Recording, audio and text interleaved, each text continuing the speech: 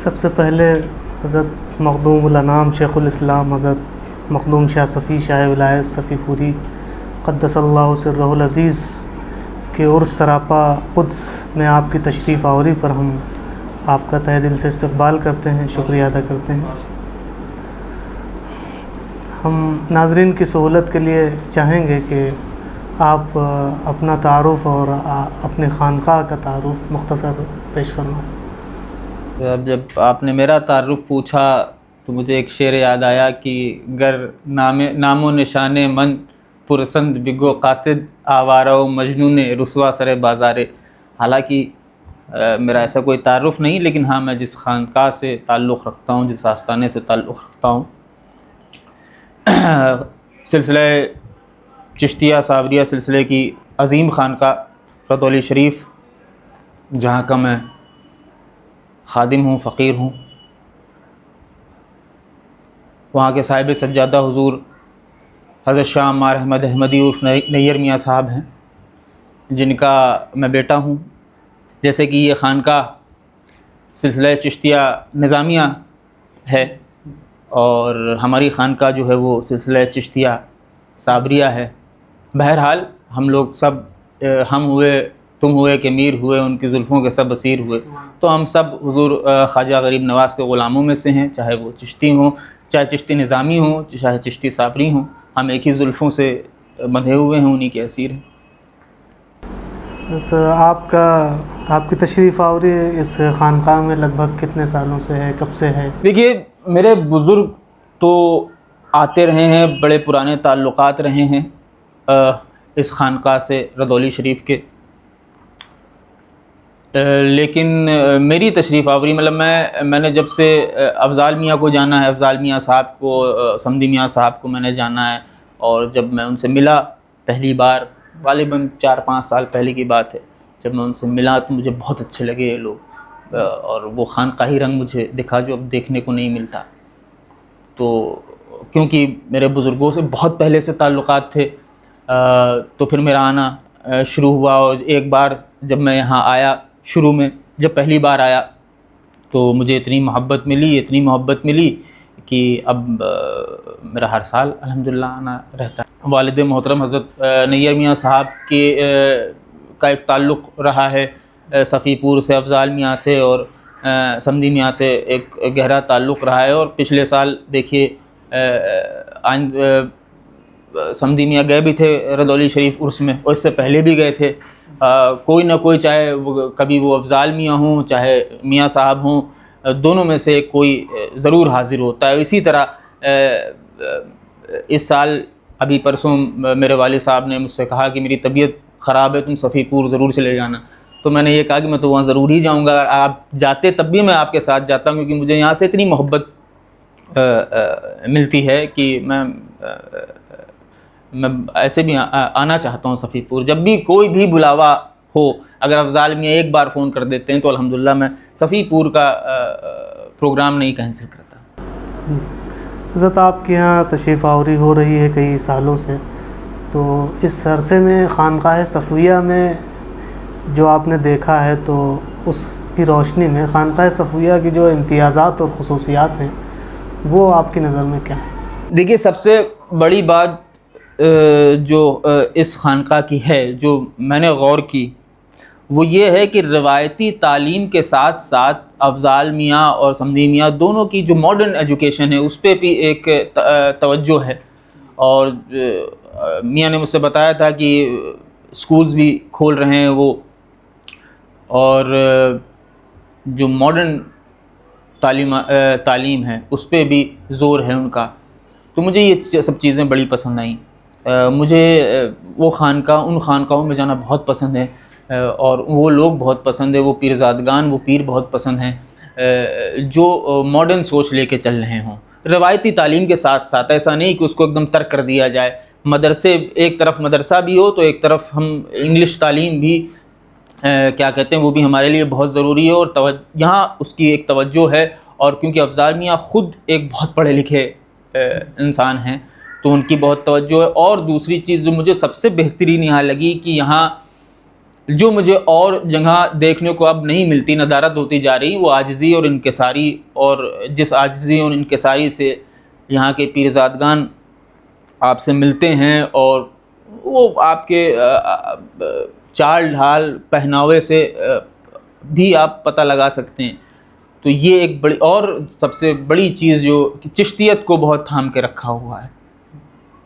محفل سما بہترین ہو رہی ہے، اور محفل سما میں سب سے اچھی بات مجھے یہ لگی، کوئی ایسے جو آج کل محفل سما کا مذاق بن رہا ہے پورے ہندوستان میں، بر صغیر میں، اور مذاق بنانے والے ہم خود چشتی حضرات ہیں، وہ مجھے یعنی دیکھنے کو نہیں ملا، جو مجھے بہت خوشی ہوئی کہ یہاں جو محفل ہوتی ہیں بادب محفل ہوتی ہیں، اور کلام بھی بہت اچھے پڑھے جاتے ہیں. تو یہ ایک بڑی اچھی بات ہے. اور یہ چند خانقاہیں ہیں جن میں سے ایک میری بھی خانقاہ ہے، کاکوری کی خانقاہ ہے، صفی پور ہے، اور فرنگی محل کی خانقاہیں ہیں، اور چند خانقاہیں ہمارے ادھر ادھر کی، جو ان سب کو ان تمام چیزوں کو برقرار رکھا ہے، مینٹین رکھا ہے. تو یہ چیز ہے صفی پور میں، ابھی بھی زندہ ہے، بہت اچھی بات ہے. چلیے حضرت، اگلا سوال یہ کہ آپ کی خانقاہ میں سے ایک اچھا علمی کام ہو رہا ہے، تحریری، جی. اور مجلہ بھی نکلتا ہے. اس کے علاوہ کافی کچھ اس تناظر میں بات پوچھنا چاہتا ہوں کہ ابھی خانقاہوں میں ایک بڑا حصہ مخطوطات کا ہے، بڑے جو غیر مطبوعہ ذخائر کا ہے. تو ان پر کام کرنے کی کیا اہل خانقاہ کو کس درجہ ضرورت ہے، اور کس طرح اس پہ کام کیا جائے؟ ہمارے یہاں جو مجلہ نکلا اور جو تحقیقیں چل رہی، اس کی سب سے بڑی جو وجہ تھی یہ کام شروع کرنے کی، وہ یہی تھی کہ سلسلہ چشتیہ کے بزرگوں کی تعلیمات دنیا کے سامنے آئیں. کیونکہ چشتی نظامی سلسلے کے جو بزرگان دین ہیں ان کے بارے میں بہت لکھا گیا، اور بہت لکھا بھی گیا اور تحقیق بھی ہوئی. لیکن چشتیہ صابریہ سلسلے کے جو بزرگان دین ہیں، وہ چاہے حضور صابر پاک سے لے کے حضرت شمس الدین پانی پتی، حضرت جلال الدین کبیر الاولیاء تک، بہت زیادہ لکھا نہیں گیا. اب وہ کیوں نہیں لکھا گیا ان کے اوپر، یہ ایک الگ بحث ہے.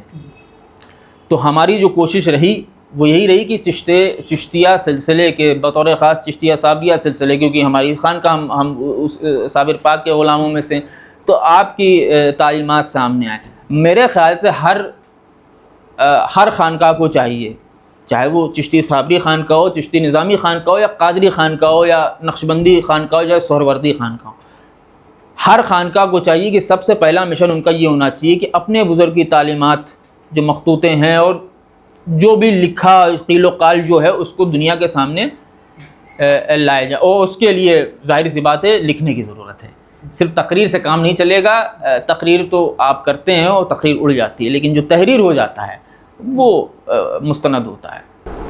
اس سلسلے میں آپ کی خانقاہ میں جو ایک مخطوطات ہیں ان پر کیا پیش رفت ہوئی ہے، کچھ اس پر کام ہوا؟ دیکھیے ابھی کچھ مخطوطے ہیں، جیسے حضرت عبدالقدوس گنگوہی رحمۃ اللہ تعالیٰ علیہ کے کچھ مخطوطے ہیں، اس پہ کام چل رہا ہے.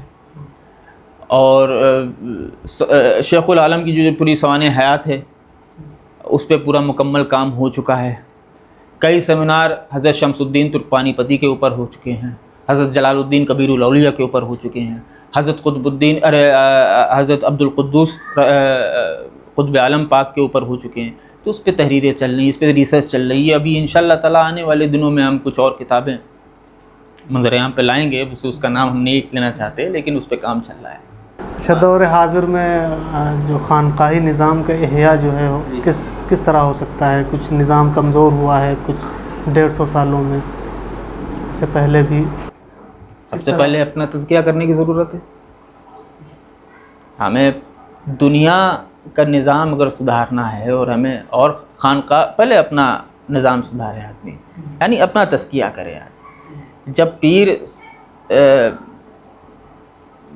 صاحب شریعت نہیں ہوگا تو وہ خانقاہ بھی صاحب شریعت نہیں ہوگی، اس کا نظام بھی شریعت کے ارد گرد نہیں منڈرائے گا، اور ان کے مرید، ان کے جو ہاتھ پہ بیعت ہو رہے ہیں وہ بھی ویسے نہیں رہیں گے.